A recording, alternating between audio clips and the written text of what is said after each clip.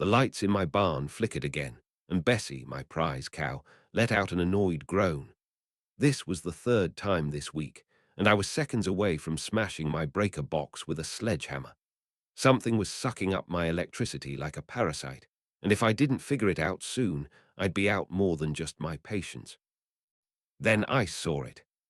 Stepping onto my porch, I spotted an orange extension cord slithering from my barn, across the fence, and straight into my neighbor's house. My jaw clenched. Karren's house.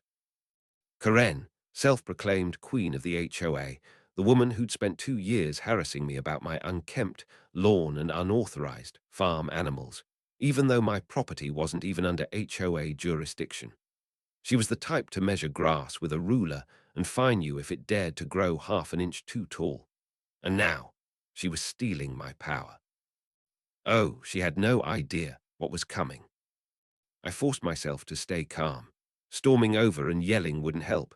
She'd just call the cops for trespassing. No, I needed proof. Cold, hard, undeniable proof. So I did what any sane, grudge-holding farmer would do. I set up a hunting camera in the barn and waited. The next morning, I nearly choked on my coffee when I checked the footage. There she was, in her overpriced yoga pants and that ridiculous bedazzled live, laugh, love hoodie, sneaking onto my property in the dead of night, dragging that cursed extension cord like a burglar with a power fetish. The audacity, the sheer nerve, and the best part, she actually looked around like some master thief before plugging in, completely oblivious to the camera capturing her every move. My fingers itched to confront her right then, but a better idea took shape. If she loved HOA rules so much, I'd give her the worst HOA nightmare of her life. But first, I needed to know how much power she was stealing. I spent the day running tests, flipping switches in the barn, and watching the meter. Sure enough, the numbers spiked every time I cut my own power, because Karren's house was still running full throttle. Her AC, her security lights, even those obnoxious glowing flamingo lawn ornaments, all juiced up on my farm's electricity. By sunset, my plan was ready. Simple, really. Karren worshipped HOA bureaucracy like a religion, so I'd play her game, but with my own rules. Over the next few days, I crafted the most terrifyingly official-looking HOA letter imaginable. Dear homeowner, it has come to our attention that unauthorized power consumption has been detected in your residence. Under the Farm Utility Homeowners Association, FUHA guidelines, Section 12.5, subsection B, all non-compliant electricity use is subject to immediate penalties. Current assessed fees, $10,000. Failure to remit payment within 14 days will result in power disconnection, lien placement, and legal action under the FUHA Compliance Act. Sincerely, FUHA Compliance Office. I grinned. Perfect. Karren would see this and lose her mind. To sell it, I had my buddy Tim, who used to work in a law office, format it with all the right legal jargon. We even printed it in a custom envelope with a red final notice stamp. The next morning, I sipped my coffee on the porch as the mailman dropped the letter at Karren's door.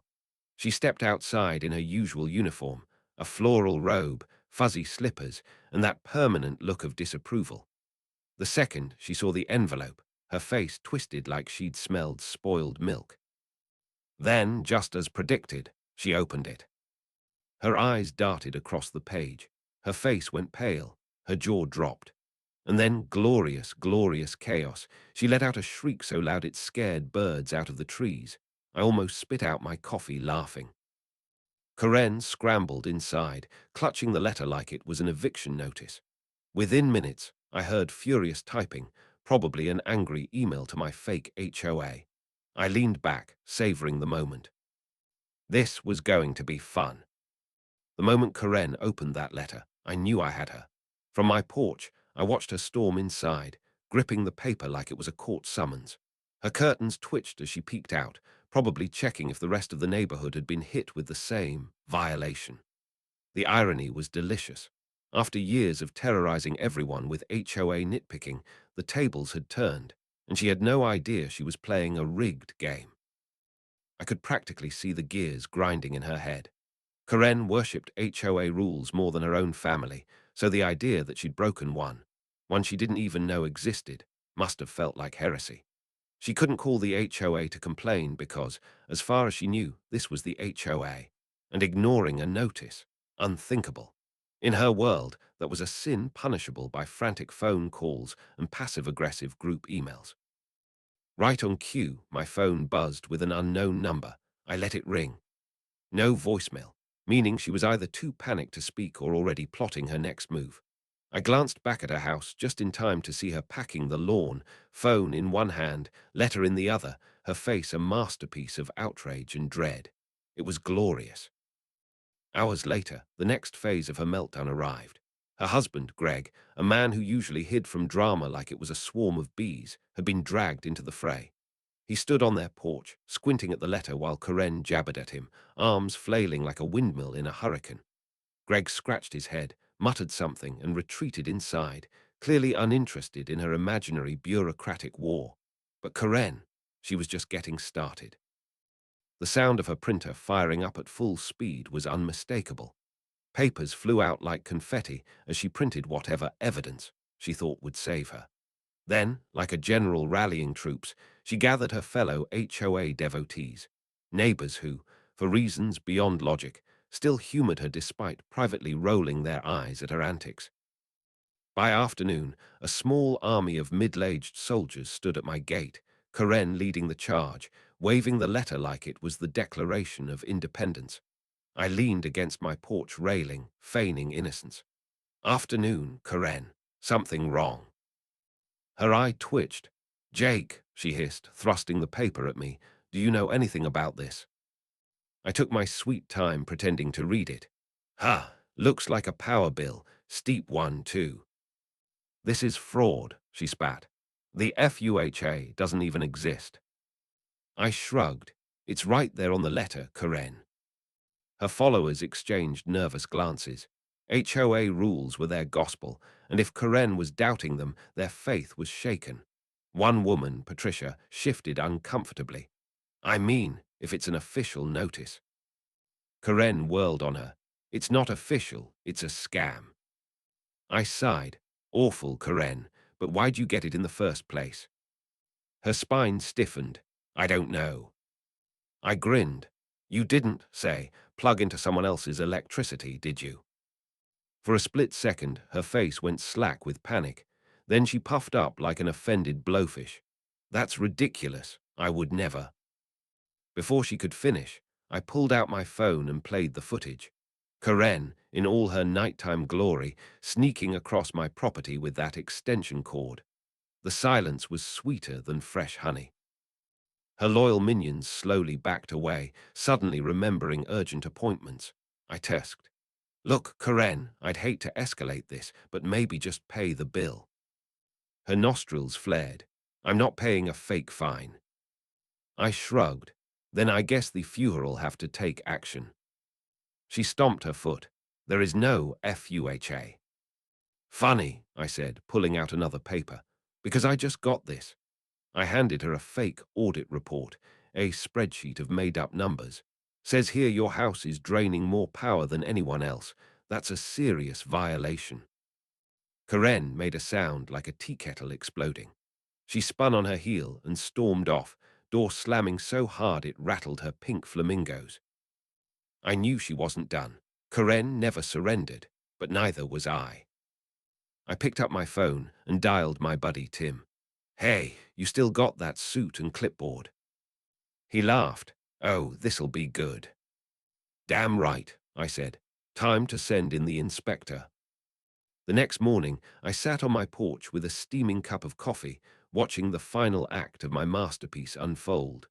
Karren had gone suspiciously quiet after our last confrontation, which meant she was either plotting her revenge or desperately trying to cover her tracks. Either way, she had no idea what was coming. Right on schedule, Tim pulled up in his beat-up sedan, dressed in a cheap but convincing suit, complete with a clipboard and a pair of fake glasses perched on his nose. He looked every bit the stern government inspector, his posture rigid, his expression unreadable. I gave him a nod, and he marched toward Karren's front door like a man on a mission. He didn't knock. He rang the doorbell. 3 sharp, impatient bursts, the kind that screamed official business. From my porch, I heard Karren shuffling inside before the door swung open. There she stood, still in her robe, her usual smugness replaced by something far more satisfying: fear. Tim cleared his throat. "Good morning, ma'am. I'm here to conduct a compliance inspection regarding unauthorized power consumption under the Farm Utility Homeowners Association." Karren's mouth opened, then closed. "The what?" Tim sighed, as if explaining this to a child. "The FUHA. You should have received a notice." Karren clutched the fake letter like a lifeline. "This is a scam. I don't owe anyone $10,000. Tim flipped through his clipboard, unfazed. "Ma'am, our records indicate your property has been illegally siphoning power. That's a direct violation of subsection B, Article 12. Karren's face turned an impressive shade of red. "That's ridiculous. I didn't." She stopped herself just in time. Tim didn't blink. "You're welcome to dispute this, but given the evidence," he tapped the clipboard meaningfully, "we have no choice but to proceed with penalties." Karren's fingers tightened around the doorframe. "What penalties?" "Power disconnection," Tim said flatly, "followed by a lien on your property if the fine remains unpaid." Her jaw dropped. "You can't cut off my power." Tim glanced at her ridiculous flamingo lawn ornaments, their cords snaking back toward my barn. "Those will be the first to go, ma'am." Karren looked like she might pass out. Tim scribbled something on his clipboard. "So, just to confirm, you're refusing to pay." "I'm not paying for nothing," she shrieked. Tim nodded, pulled out a bright orange sticker, and slapped it on her door. "Official disconnection notice. You've got 72 hours." Karren ripped it off, her hands shaking as she scanned the words. Then, without another sound, she turned and ran inside. Tim walked back to my porch, his professional mask slipping the second he was out of sight. "She's losing it," he whispered. I handed him a beer. That was Oscar-worthy. He took a swig. "Think she'll pay?" I grinned. "Nope, but the real fun starts now." The real electric company showed up 2 days later, but not for me. Apparently, Karren had called them in a last-ditch attempt to prove the FUHA was fake. Instead, they did their own inspection, and what they found made my little prank look like a parking ticket. I was sipping sweet tea on my porch when their truck rolled up. Karren rushed outside before the technician even shut his door, waving her arms like a traffic cop. "You need to tell me exactly who authorized this," she demanded. The tech, a tired-looking guy named Dave according to his name tag, blinked at her. "Ma'am, we got a report about possible meter tampering." Karren's face went slack. "What?" Dave nodded toward the side of her house. "Gotta check the connections. Standard procedure." For the first time since I'd known her, Karren looked truly scared. I didn't even need to pretend to be interested in my hedges as Dave did his inspection. The way his eyebrows shot up when he saw the jury-rigged extension cord was better than anything on TV. "Ma'am," he turned to Karren slowly, "you know it's illegal to tap into another property's power, right?" Greg chose that moment to wander outside. "Told you this would bite us," he muttered. Karren rounded on him. "You're supposed to be on my side." Greg threw up his hands. "I told you not to plug into the damn farm." Dave the tech looked between them, then pulled out his tablet. "Okay, so here's the situation. Unauthorized power diversion, unsafe modifications to the meter box." He tapped the screen. "That's a $25,000 fine minimum." Karren made a sound like a deflating balloon. 25,000. Dave nodded. "Could be more after the full audit. You're lucky the state isn't pressing criminal charges." That's when Karren's left. Slipper flew off from stomping too hard. The neighborhood HOA meeting that next week was the most packed it had ever been. Normally, these gatherings were just Karren, and her minions patting themselves on the back for harassing people about mailbox colors. But now, every lawn chair was full. Even old man Jenkins, who hadn't left his house since the Nixon administration, showed up in his bathrobe. Karren sat stiffly at the front table, her usual smugness replaced by something I'd never seen before: defeat. The HOA president cleared his throat. First order of business: Karren's resignation. A murmur rippled through the crowd. Karren's face turned the same shade as her tacky flamingo's. "I'm stepping down for personal reasons," she snapped. Patricia, her former loyal soldier, raised a timid hand. "Is this about the electricity situation?" Karren's eye twitched. That's when Greg, of all people, stood up. "Actually, I've got something to say." He pulled out a stack of papers. Turns out, Karren's been using HOA funds to pay for her personal landscaping, and those fines she issued half never made it to the association. The room erupted. Karren looked like she wanted to melt into the floor. As chaos ensued, I slipped out quietly. The show was over. By month's end, Karren paid the $25K fine and lost a lawsuit from the HOA. Greg filed for divorce. The flamingos mysteriously disappeared. And me, I installed a brand new sign on my barn. FUHA headquarters. Trespassers will be fined. Bessie mooed approvingly as I took my morning coffee on the porch. The lights didn't flicker once.